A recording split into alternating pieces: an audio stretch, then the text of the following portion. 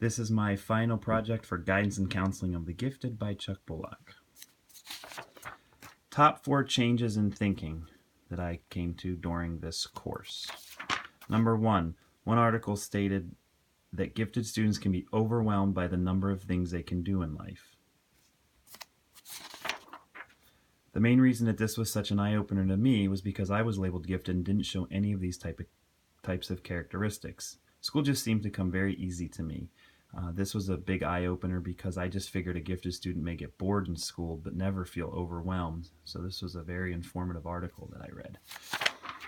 Number 2, another thing that I learned was that I should be challenging the gifted students, but sometimes repetition and drill are just as important. Just because they're gifted doesn't mean that they don't need structure.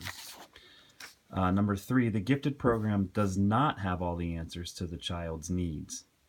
There's so much more than just the program at school, and you just have to be a support system for that child. And number 4, the final eye-opener is that the gifted learner needs to be pushed to be a leader. They already exhibit leadership qualities. Sometimes they just need a push to show that they are a leader and should be one around the classroom.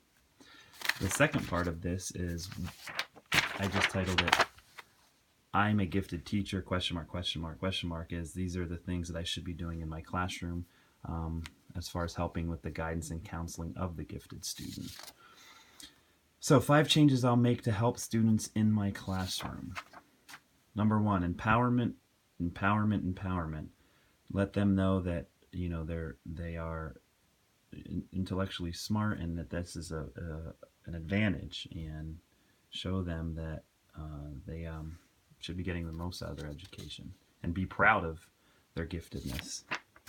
I said with empowerment, I will work on building leadership opportunities for every child in my classroom, especially the gifted learner. Resiliency versus vulnerability, and I like the one thing in the article I read about a child putting on a mask. That's where the picture comes from. My goal would be to show students giftedness as something to be proud of, so they show their utmost best. It's an awesome thing to be gifted. They don't need to hide and maybe shy away. They should show, hey, I am smart, and again, goes back to the first one, be proud of it. Number 3, emotional needs. All gifted students tend to be over emotional at times. My job would be to have a welcoming, safe environment and let them know it's okay to not be perfect.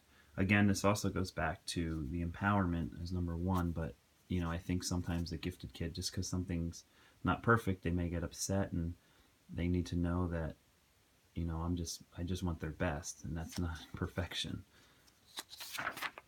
Number 4, personality differences. I said every student in the class has something to bring to the table. They have individual needs. It's my job to meet those needs and supply the best education possible for those students. This goes not just for the gifted learner, but every student. Every student learns differently and needs to be challenged in different ways, and that's my job to get the best out of each student. And the next one, special populations. Just because students labeled special population doesn't mean they should be treated differently or expected to do less. They should be expected to perform it the same way as others and challenged in their instruction. And I deal with special population at my school as being a Title I school, and I think that those children should have the same opportunities, and maybe it's my job to push for those to make sure they're getting the most from their educational experience, especially the gifted learner. That concludes my final project for this class. This was a great class. I feel like this is one of the classes I actually learned the most out of, and I really enjoyed it. Thanks a lot.